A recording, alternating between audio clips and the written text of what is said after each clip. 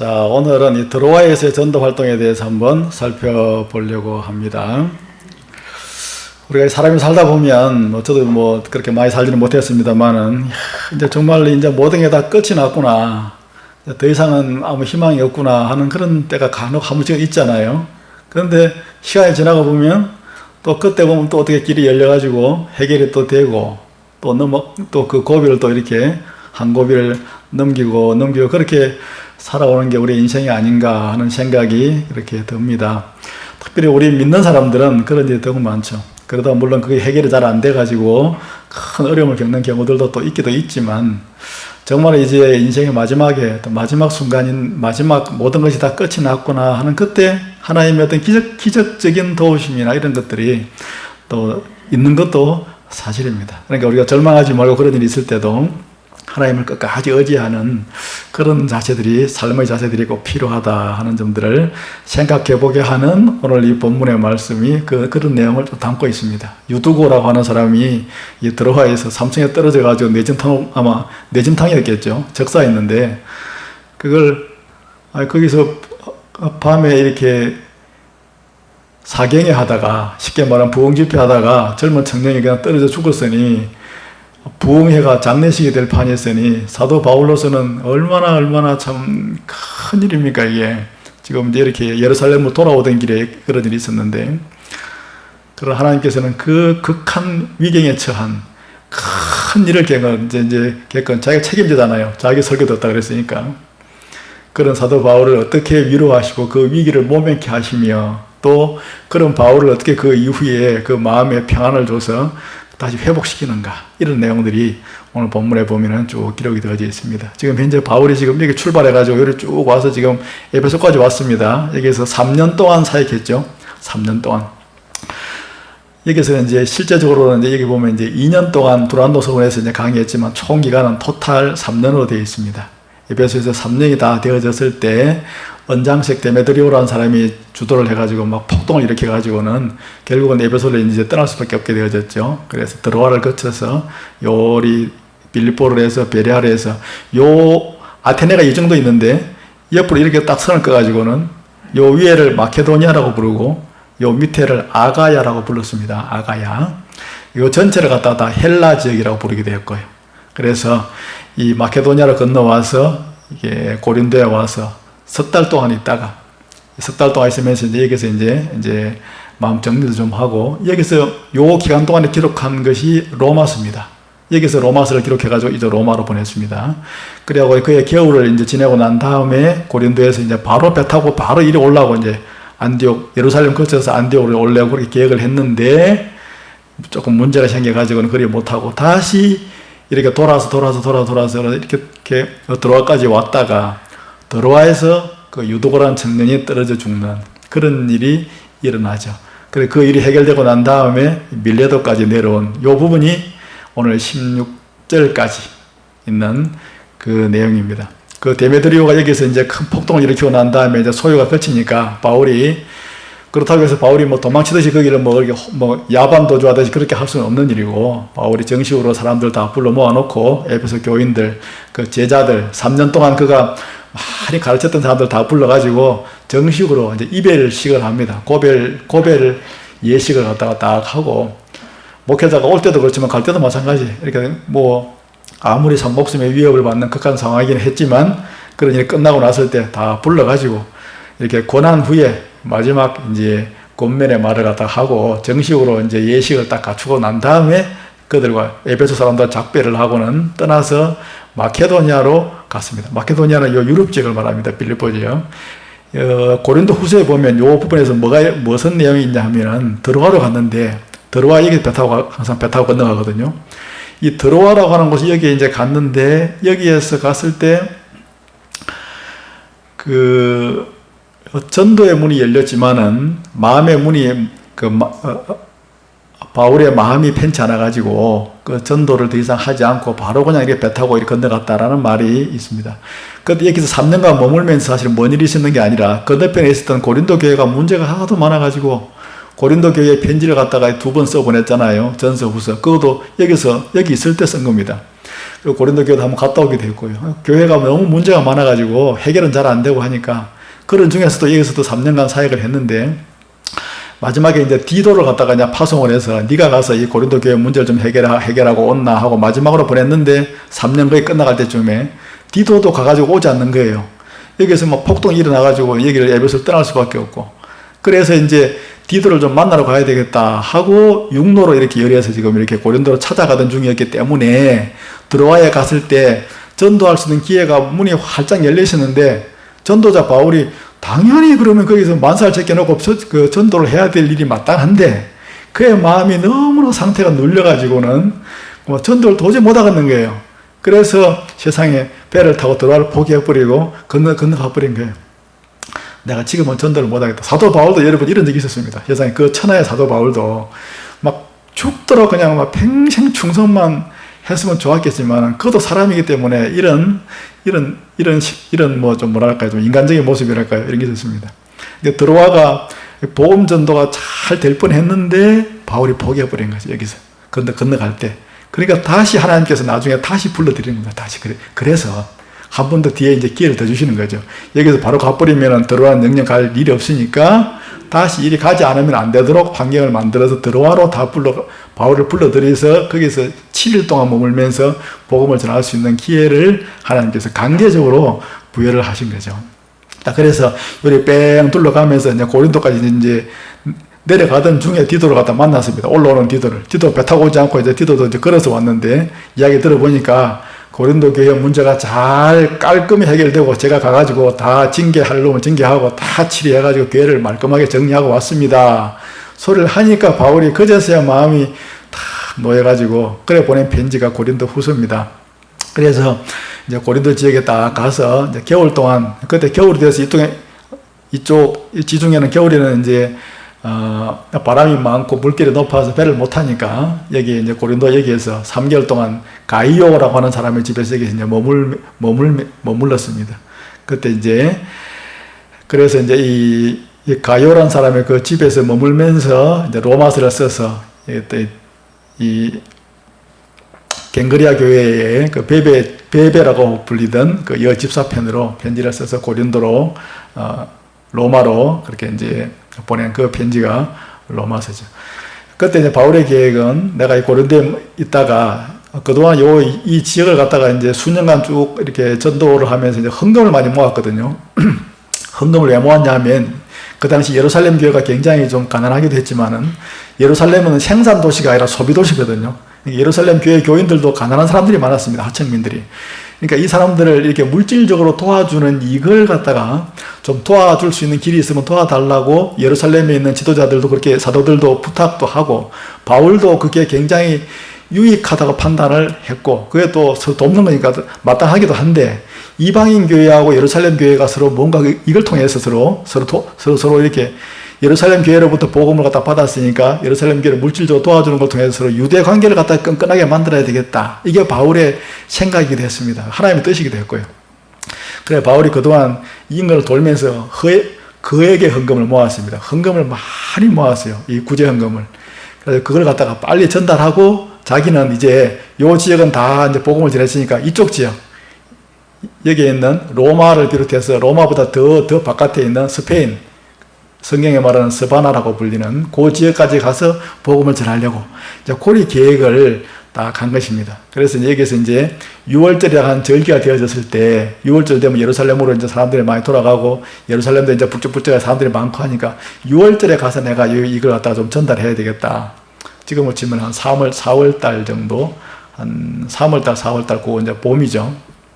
그래서 그때 가려고 이제 고린도 여기에서 이제 갱그레아에서 이제 배를 타고 가려고 이제 여기 이제 이렇게 하고 있었는데 헌금을 다 모아가지고는 갈 때는 이제 자기 혼자 가지 않냐고 요 마케도니아 여러 교회들이 있었죠. 표시는 안 되지만 데살로니가 교회도 있고 한데 이 교회 대표들하고 또 이쪽 아시아 쪽 교회 대표들하고 7명을 갖다 뽑았습니다. 7명.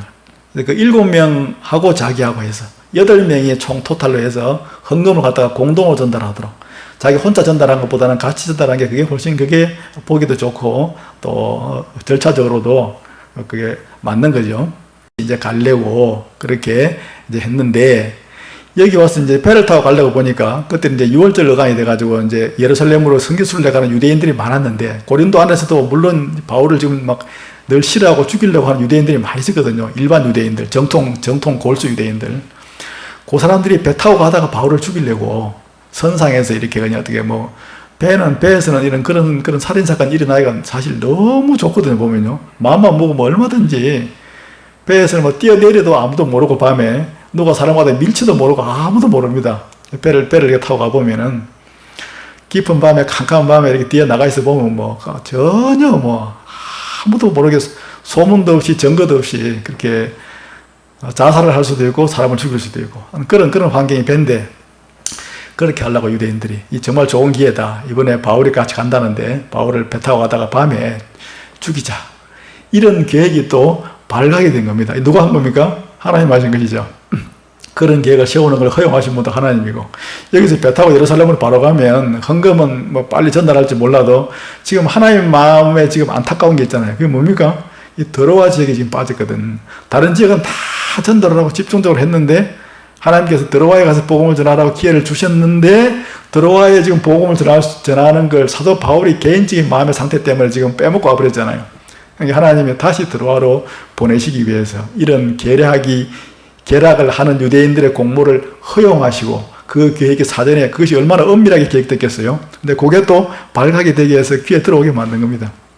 그리고 배를 타고 갈 수가 없는 거죠. 그래서 바울이 안 되겠다, 배는 안 되겠고 다시 우리 뺑 둘러서 가야 되겠다, 좀 둘러서 가야 되겠다 하고 배 타는 척 하다가 다 빠져나와가지고는 7명은 배를 타고가지고 이리 보내는 것이 아니라 너는 우리가 다 드로아에 가서 만나자. 이래 드로아로 가는 배를 타서 드로아로 먼저 배 타서 7명은 헌금 몇 개 가지고 보내고, 자기는 빈몸으로 걸어서 다시 내려왔던 길을 따라서 올라가면서 다시 교회들 한 번 더 쭉 돌아보면서 우리 빌립보까지 갔다가, 그때 빌립보 여기에 누가가 그때까지 혼자 남아가지고 있었거든요. 목회하고 있었거든요. 누가를 그때 다 누가가 합세해가지고 드로아로 이렇게 온 것입니다. 그래가지고 이제 드로아에 와가지고는 여기서 갈 때는 이틀 걸렸는데 여기서 다시 건너올 때는 5일 걸렸거든요. 태풍을 만났다는 말이죠. 내가 고생하다 드로아에 와가지고 여기서 7일 동안 머물면서 1회 동안 드로아 전도 활동을 한 것입니다. 여기서 열심히 전도 활동을 이제 해가지고 드로아에 아주 그냥 복음을 다 전하고, 이제 주일이 되었는데, 내일이 월요일인데, 월요일 날 아침에 이제 떠나려고, 그래 바울이 그렇게 하다가 주일날 저녁에 모였습니다. 이 당시는 지금처럼 이렇게 주일이라고 해서 막 주일날 아무 일도 안 하고 막 다 모여가지고 이렇게 막 그냥 예배만 드리는 것은 아니고, 이것은 뒤에 정착된 것이고, 그게 원칙이긴 했는데, 하루 벌어서 하루 먹는 사람들이기 때문에 하루 종일 일합니다. 주일이라도 일하고 저녁에 와서 모입니다. 저녁에 와서 같이 식사 겸 애찬을 먼저 하고, 그 다음에 이제 예배를 드리고, 예배 중에 또 성만찬을 하고, 그렇게 해가지고 이제 그러다 나중에 이제 식사하는 애찬은 없어져 버리고 성만찬만 남긴 했는데, 거기 이제 드로아에 한 성도의 집이 컸던 것 같아요. 예루살렘 마가의 집처럼. 그래서 큰 집인데 3층 건물이었어요. 3층 건물에 3층이 큰 다락이 있었는데, 그 주의 첫날에, 이 말은 지금으로 말하면 일요일입니다. 우리가 떡을 떼려고 하여 모였더니, 예배 중에 행하는 성만찬을 말합니다. 지금 우리는 1년에 2번 하지만은 맨 처음 초대교회 때는 매주 했습니다. 매주. 성만찬을 매주 하는 게 이게 사실은 성경적입니다. 그래야 하면 이제 여러 가지 이제 절차적으로 조금 이제 여러 가지로 좀 시간이 많이 소요되니까 그리 못해서 우리가 1년에 2번 하지만은 뭐 4번 해도 되고, 이거는 뭐 자기 각 교회에서 정해서 하면 됩니다. 그렇게 하려고 이제 했는데, 바울이 그 다음날 떠나고자 해서 그들에게 밤새도록 강론했대요. 강론했다는 말은 설교했다는 말입니다. 그래서 하나님의 말씀을 풀어서 쭉 설교하고, 자기가 그동안 겪었던 은혜들, 하나님의 알고 있는 구약의 시작, 이런 말씀들을 강론을 했는데, 강론을 하다 보니까 시간이 막 길어져 버렸어요. 바울이 설교를 갖다가 이때 특별히 길게 했습니다. 이제 내일은 떠날 거니까 오늘 저녁에 내가 좀 많은 걸 좀 이야기해야 되겠다, 그렇게 생각했던 것 같아요. 그러니까 아무래도 단순하게 설교만 한 게 아니라 그동안에 있었던 에베소에서 있었던 일들, 뭐 고린도에 있었던 일들, 3개월 동안 가서 머물렀던 것들, 뭐 로마서 쓴 거, 그동안 있었던 자기 마음속에 있었던 답답했던 이런 것들을 막 이렇게 소회를 담아가지고 간증하듯이 아마 했던 것 같아요. 이게 보통 우리가 집회 같은 거 하면 부흥 집회하면 막 1시간씩 막 2시간씩 막 하잖아요. 막 그거보다는 훨씬 길게 말을 밤중까지 계속하며 사람들이 너무 많이 모였고 그래서 모인 그 윗다락에 등불을 많이 켰는데 이렇게 방 안에다 등불을 많이 켰는데 이 등불이 지금처럼 이렇게 뭐 형광등이나 이런 전등이 아니잖아요. 그 당시는 다 기름 올리브 기름 짜가지고 거기다 이제 심지 붙여가지고 이제 불을 떼는 거니까 그 얼음도 약간 나고 또 냄새도 약간 나고 했겠죠. 안에 공기를 태워가지고 하니까 그 안에 이렇게 등불을 많이 켰다고 하잖아요. 이게 그 안 자체가 좀 이렇게 좀 건조하기도 하고 공기가 부족하기도 하고 물론 여기 이제 유도고가 앉아가지고 창가에 앉아 있었는데 이거는 뭐 시원한 바람이 들어오기도 하고 그 얼음이나 이런 바람이 이렇게 나오기도 하니까 뭐 공기적인 영향도 있었던 것 같기도 해요. 몸이 피곤한 게 뭐 제일 큰 문제긴 하지만은 유두고라고 하는 이 청년은 지금으로 말하면 뭐 돌쇠, 마당쇠 같은 그런 이름입니다. 쉽게 말하면. 그 당시로서는 좀 이렇게 하청민한테 붙이던 그런 이름이었다고 해요. 유티쿠스라는 그런 이름인데 원래 이름이 이 유두고라는 그 말 뜻은 뭐냐 그러면 복 있다, 다행스럽다 그런 뜻입니다. 이름이. 딱 자기 이름대로 됐죠. 죽었다 살아났으니까. 복 있다, 다행스럽다. 이 청년이 창에 걸터 앉아 있었는데 아마 사람들이 너무 많고 하니까 답답하고 하니까 이렇게 창에 딱 걸터 앉아가지고 이렇게 설교를 들었던 것 같아요. 하루 종일 일하다가 하청민이었던 것 같은데 이 청년이 하루 종일 그 주인집에서 일하다가 피곤한 몸을 이끌고 그래도 바울 선생님의 말씀을 한번 들어볼 거라고 밤에 나와가지고 그렇게 나와서 설교를 들었는데 불행하게도 바울 선생님이 너무 설교를 길게 하는 바람에 앉아서 그냥 꾸벅꾸벅 졸기 시작한 겁니다. 피곤을 이길 도리는 없죠. 여러분들도 뭐 수요예배 때도 마찬가지고 하지만은 하루 종일 일하다가 가을철이나 이런 봄에 예배당에 나와 앉으면 눈이 감기는 그건 어쩔 수 없습니다. 그건 제가 뭐 100% 이해를 합니다. 그렇지만 그걸 최대한 한번 참아보시기를 권하기는 하지만은 사람이 아무리 영적인 생활을 한다고 하지만 육체적으로 피곤한 걸 이길 도리는 없는 것이죠. 졸음을 이기지를 못했습니다. 거기다 안에 공기도 좀 탁한 공기가 나오고 시원한 공기가 들어가고 하면서도 또 힘들었을 거고 결국 졸다가 막 3층에서 떨어져 버린 거예요. 이렇게 보니까 죽었어요. 이 죽었다는 이 평가를 누가 하고 있습니까? 이 글을 쓰고 있는 이 편지를 쓰고 있는 사람은 사도행전 저자니까 누가죠. 누가는 직업이 의사가 보니까 죽었다는 거예요. 죽었어. 이렇게 보니까 숨이 딱 끊어져 있는 거예요. 이 의사의 진단이기 때문에 이건 죽은 것은 틀림없는 사실입니다. 아마 뭐 우리가 10중 8구는 뇌진탕이겠지요. 바울이 그래서 뛰어내려 가가지고는 그 위에 가서 그 유두고라는 청년을 갖다 끌어안은 것입니다. 엎드려서 그 몸을 안고 구약 성경에 엘리야나 엘리사가 했던 것처럼 죽은 아이를 갖다가 막 끌어안았잖아요. 엘리사도. 바울도 뭐 그걸 흉내낸 것은 아니지만은 설교 듣다가 청년이 떨어져 죽어버렸으니까 얼마나 큰 일입니까? 뛰어내려가서 애잔한 마음으로 애처로운 마음으로 아이를 끌어안았는데 끌어안고 나서 뭘 어떻게 했다는 표현은 없지만은 떠들지 말아라. 너무 서론하게 하지 마라. 안고 바울이 뭐 했겠어요, 여러분? 기도했겠죠. 당연히 하나님 앞에. 하나님 이 불쌍한 생명, 이렇게 죽으면 안 됩니다. 좀 다시 이 생명이 돌아오게 해주십시오. 먼저 누가가 내려가 진멸을 해보니까 죽었다고 해요. 바울이 그 죽었다고 하는 그 아이를 갖다 끌어안은 것입니다. 끌어안고 아마 바울은 하나님 앞에 간절히 기도했을 거예요. 이 생명을 돌려달라고. 하나님 앞에 긍휼히 여겨달라고. 뭐 자기의 위신이나 체면이나 자기의 무슨 진로 때문에 그런 것이 아니라 사도 바울의 또 개인적으로 본다 보면 그의 앞으로 사역의 진로에 사실 얼마나 이게 큰 방해가 될 일입니까 이게. 그 사람 들어가서 복음 집회하다가 설교 듣다가 설교를 어떻게 했길래 사람이 떨어졌는데 떨어져가 다친 것이 아니라 죽었나. 그 이후의 사역이 아마 치명적으로 큰 문제가 생길 수도 있죠. 이제 로마로 가서 이제 로마서를 써가지고 로마로 가가지고 이제 온 서바나 전도를 가야 될 그런 판인데 하나님께서 안고 있는 바울에게 생명이 돌아오는 것을 느낄 수 있도록 해주셨어요. 그래서 말하는 것입니다. 떠들지 말아라. 생명이 그에게 있다. 어떻게 기절했다 깨어났다는 말이 아니라 죽었는데 하나님께서 생명을 다시 지금 돌려주셨다 하고 알려준 것입니다. 바울로서도 얼마나 감사했겠으며 또 얼마나 참 이거는 복되고 다양한 일이며 유독으로 보더라도 얼마나 참 다양스러운 일입니까? 완전히 딱 숨이 끊어져서 뇌진탕으로 딱 죽었는데 다시 생명이 살아난 것이죠.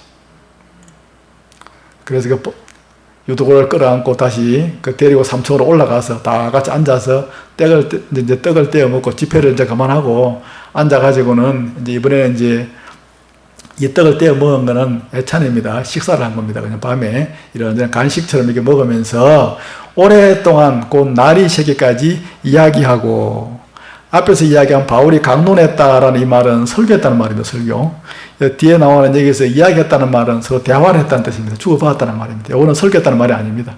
집회는 그걸로 끝났어요. 유도고가 이렇게 떨어지는 그 사건으로 그 이상 어떻게 집회를 하겠습니까? 그러놓고 올라와서 유도고를 데리고 올라와가지고 다 같이 앉아가지고 나 밤이 새도록 철회하면서 서로 이야기한 거예요. 이야기. 무슨 이야기 했을까요?